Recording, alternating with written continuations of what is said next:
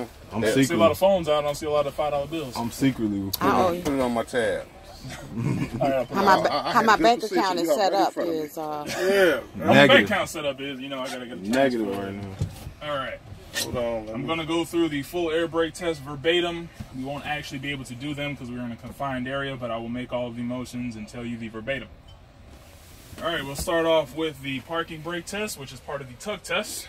So for that, clutch depressed, vehicle in low gear. Since I am testing my parking brake, I will release my trailer brake. Release the trailer brake, and I will give a slight tug. For that, you lift your foot off of the clutch very slowly until you feel that tug. Once you do, you put the clutch back down, pop the brake, set yourself into neutral. You will then tell the examiner, that test was successful, I did not roll forward. Since I tested the parking, now I will test my trailer spring brakes. For that, clutch depressed, vehicle in low gear. I'm testing my trailer brake, so I will push in my parking, and I will once again give a slight tug. After the slight tug, pop your brake, set yourself into neutral, speak to the examiner. That test was successful, I did not roll forward. From there, then I will do the combination service brake check, which is, of course, the vehicle will be running for all of this. Clutch depressed, vehicle in low gear. I will hover my foot over the brake pedal, do not press it, that's just for safety. Press in both my parking and trailer brakes. I will roll forward 3 to 5 miles an hour while lightly holding the steering wheel. Roll forward 3 to 5 miles an hour. Press down on the clutch and brake. Then, pop your brakes. Set yourself into neutral. You will then tell the examiner that test was successful. I rolled forward and stopped in a straight line. I did not pull to either side. If I had pulled to either side, that can indicate one of a few problems. Lower flat tire, uneven ground, suspension problem, brakes are out of adjustment, or my load had shifted. But since none of that happened, the test was successful. From the combination service brake check, I will go to the applied test. For the applied test, be sure you are at proper range for your air pressure.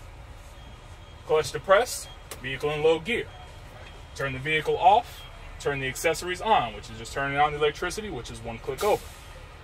From there, you will release both of your brakes and take your foot off of the clutch. Be sure you have the electricity on and that both of these brakes are pressed in. If not, you will fail this test. From there, I'm in low gear, the electricity is on and both of my brakes are pressed in. Then the applied pressure test is pressing down on the brake pedal. You will hold that for 1 minute. During that minute, you should not lose more than 4 psi within a minute for this combination vehicle, 3 psi for a single or straight vehicle. Press down on the brake firmly. Be sure you hear that crunch. Be sure you are listening for air leaks and watching your gauges. You will count that 1 minute. We'll hypothetically say that minute is up.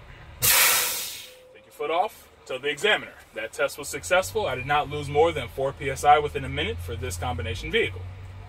From there, we'll go into the fan down 1. Your vehicle is already set up for that. That's why we do it in this order.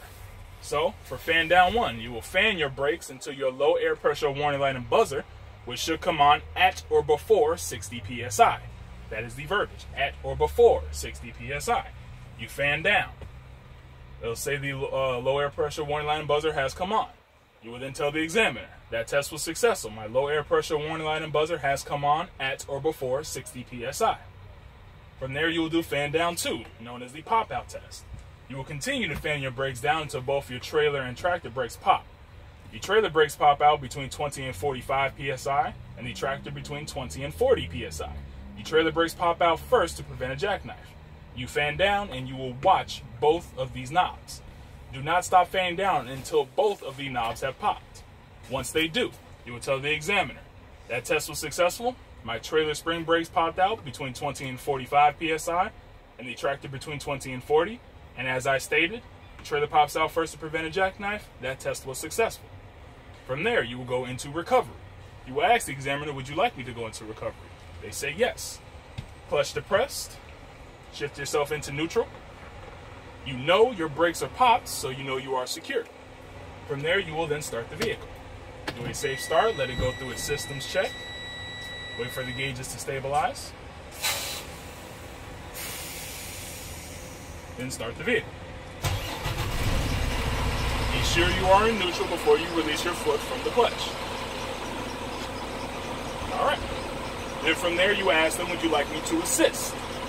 With assisting, you're going to press down on the accelerator, rev your RPMs up to 10.